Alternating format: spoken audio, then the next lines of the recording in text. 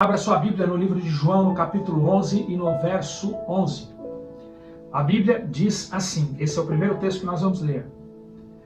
Depois de Jesus dizer isso, prosseguiu dizendo aos discípulos: Nosso amigo Lázaro adormeceu, mas vou até lá para acordá-lo. Jesus tinha falado de sua morte, mas os discípulos pensaram que ele estava falando simplesmente do sono.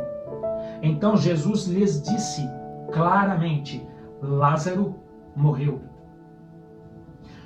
Para você entender a morte, a gente precisa falar sobre a vida primeiro. Você entende o que é espírito, alma e corpo? Tem um montão de gente que fala que nós temos um espírito e depois que a gente morre, o nosso espírito fica flutuando por aí. Se a pessoa que morreu está com a sua vida em ordem aqui na Terra, o espírito dela vai para outro plano de evolução. Ou se a pessoa está com alguma pendência aqui na Terra, o espírito dela fica aqui como se fosse um fantasma flutuando e até aparecendo para as pessoas até resolver a sua situação ou até evoluir. Outros ainda falam que depois que morremos, nós reencarnamos e voltamos para viver na Terra em uma vida nova. É só ver alguém parecido com aquele que morreu e com as suas características que tem gente que fala, essa é a reencarnação do morto tal. Outros ainda falam que quando morremos nós vamos para o lado do Pai. Outros ainda falam que nós temos uma alma e aí mistura alma e espírito e ninguém sabe o que é cada coisa. E fica aquela bagunça, um tentando provar para o outro que está certo. E é tudo um achômetro danado. Mas o que a Bíblia fala de alma, corpo e espírito? Abra sua Bíblia em Gênesis, no capítulo 2, no versículo 7. E a palavra de Deus, não sou eu que estou falando e nem ninguém, nenhuma teoria. A palavra de Deus diz assim: E formou o Senhor Deus o homem do pó da terra, e soprou o fôlego de vida em suas narinas, e o homem se tornou alma vivente. Notem, se tornou alma vivente. Aqui a Bíblia nos dá algumas pistas. Segundo esse texto bíblico, nós não temos uma alma, nós somos uma alma. E faz toda a diferença em ter uma alma e ser uma alma. O texto bíblico ainda continua nos dando outras pistas. Ele diz assim no começo do verso: E formou o Senhor Deus o homem do pó da terra, e soprou o fôlego de vida em suas narinas. E o que é fôlego de vida? Lá no livro de Jó, abre lá, Jó 32, no verso 8, Jó explica pra gente. A palavra de Deus diz: Mas é o Espírito dentro do homem que lhe dá entendimento, o sopro do Todo-Poderoso. Então o Espírito é o sopro de vida de Deus, que soprou fôlego de vida nas narinas do homem quando ele foi criado. Dá uma olhada nessa imagem que resume bem o que somos, com esse exemplo de uma lâmpada que eu vou colocar aqui para você. Preste atenção. Olha só, uma lâmpada mais a eletricidade é igual à luz. A mesma coisa acontece para o corpo. Corpo mais espírito, que é o fôlego de vida dado por Deus, é igual a alma vivente. Agora, o oposto também é verdadeiro. O corpo menos o fôlego de vida dado por Deus, que é o espírito, é igual à morte. O corpo volta para o pó da terra, que é a matéria pelo qual ele foi feito. O fôlego que é dado por Deus, que é o Espírito, volta este para Deus. E o homem que era uma alma vivente deixa de existir, ele morre. Agora, sabedores de tudo isso, pela Bíblia, porque nós lemos vários textos, você pode comprovar. O que acontece depois que morremos? Jesus, no texto que eu li lá no início, em João capítulo 11, no verso 11, diz que a morte é um sono. E agora, se o próprio Jesus diz na Bíblia que a morte é um sono, E vocês sabem que no estado de sono nós não temos consciência de nada. Eclesiastes 9, versículos 5 e 6 diz: pois os vivos sabem que morrerão, mas os mortos nada sabem. Para eles não haverá mais recompensa e já não se tem mais lembrança de nada. Para eles o amor, o ódio e a inveja há muito desapareceram. Nunca mais terão parte em nada do que acontece debaixo do sol. Se você for um pouco mais para baixo, no verso 10, a Bíblia diz assim: o que suas mãos tiverem que fazer, que o façam com toda a sua força. Pois na sepultura para onde você vai não há atividade nem planejamento, não há conhecimento nem sabedoria. Mas espera, não tem gente que diz que quando morremos nós temos consciência, uma vida evoluída, que nós enxergamos o que acontece aqui na terra e que os mortos olham por nós? Os textos bíblicos dizem que não haverá nem conhecimento, nem sabedoria e nem consciência de nada. Querem ver uma coisa muito louca? Eclesiastes 115, no verso 17, diz assim, que os mortos não louvam o Senhor. Espera, não dizem que quando nós morremos estamos ao lado do Pai? Até falam assim pra gente, ele passou dessa para melhor. Ele está ao lado do Pai. E como viver ao lado do Pai sem adorá-lo? A Bíblia fala que os mortos não louvam o Senhor.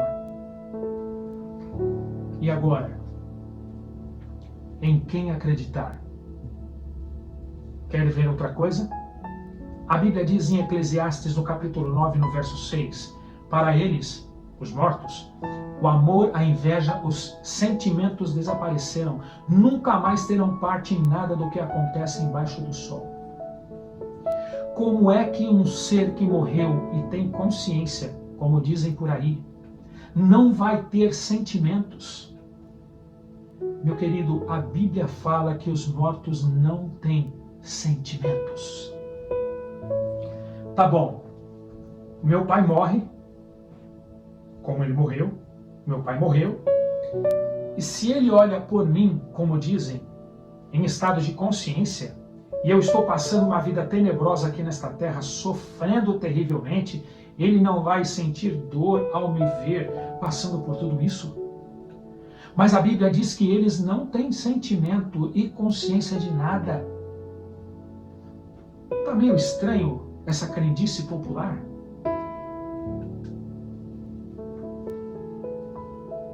Tem algumas pessoas que defendem a parábola do rico e do mendigo Lázaro para justificar que existe vida após a morte.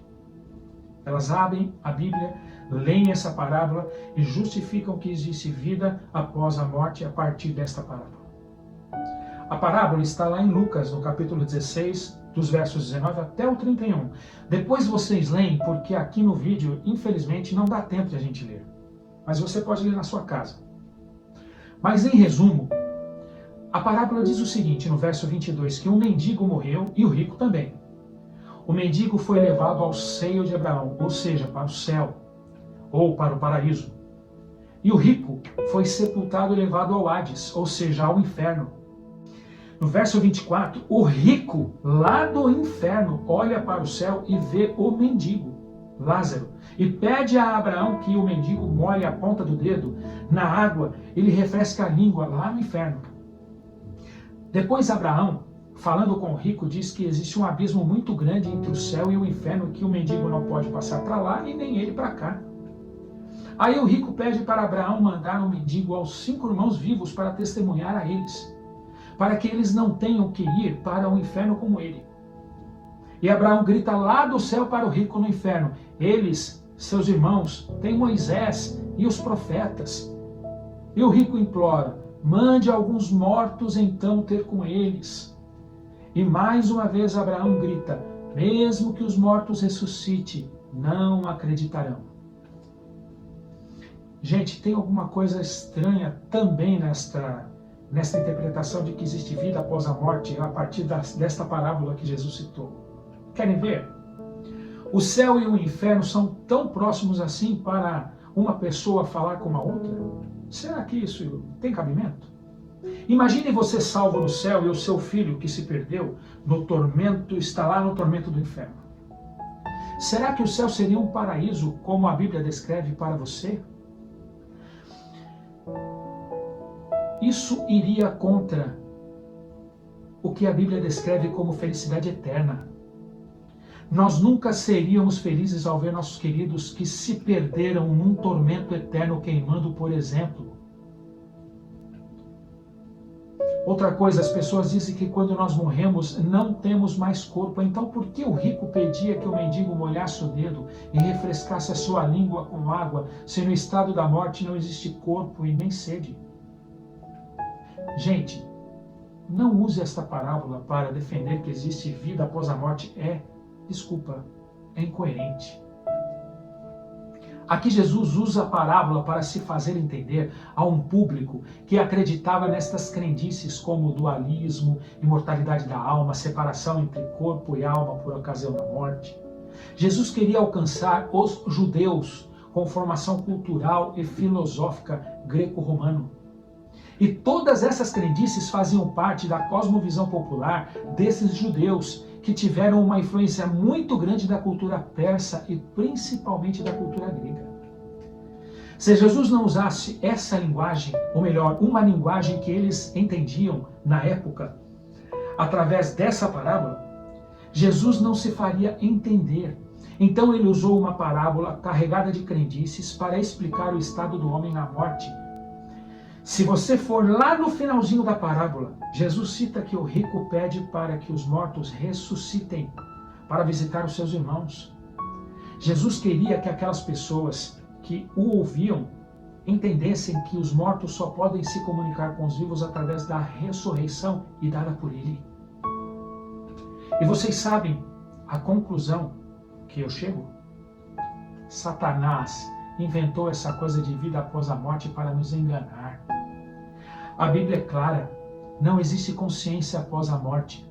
Se você viu algum ente querido que morreu voltando para falar com você, pode ter certeza que é o inimigo de Deus e dos homens se fazendo passar por esta pessoa que você ama. E você deve estar aí se perguntando neste momento: depois da morte, acabou tudo? Não acontece mais nada? A ressurreição é a maior vitória sobre a morte e Deus é o único com poder suficiente para derrotá-la. E a morte já foi vencida. A maior demonstração dessa vitória foi quando Jesus ressuscitou no terceiro dia. Se você depois desse vídeo perdeu a esperança de uma vida após a morte, de que existia alguma coisa depois que nós morremos e que os seus amados que se foram estariam em um bom lugar, saiba que tudo isso é possível na pessoa de Jesus e na ressurreição que só Ele pode nos dar. Se você perdeu alguém para a Covid ou para um câncer ou para qualquer outra doença, se você perdeu alguém para a morte, saiba que existe esperança de você reencontrar os seus queridos. Existe uma esperança quando Jesus voltar e der a eles que se foram a ressurreição. Acredite nisso. Se prepare, conheça o autor da vida, conheça Jesus mais de perto, não deixe as pessoas te enganarem. Estude a palavra de Deus, ore e peça a Deus que lhe mostre a verdade e Ele lhe mostrará. Se após a morte existisse outra vida melhor do que essa, o ser humano não precisaria de Deus. Onde estariam os méritos de Jesus?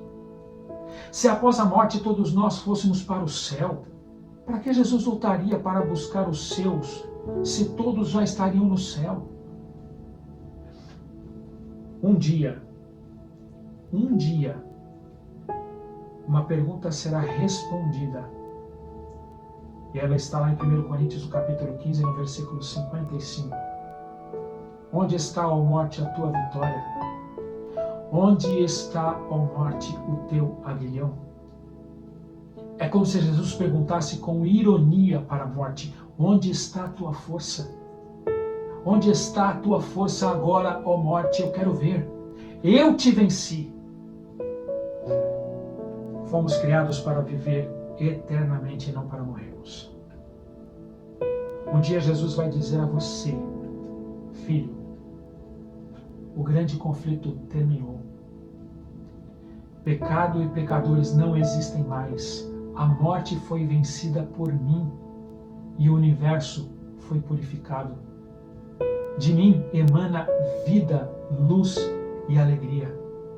Desde o pequeno átomo até o maior dos mundos, todas as coisas animadas e inanimadas declaram em sua serena beleza que eu te amo e que eu sou o amor.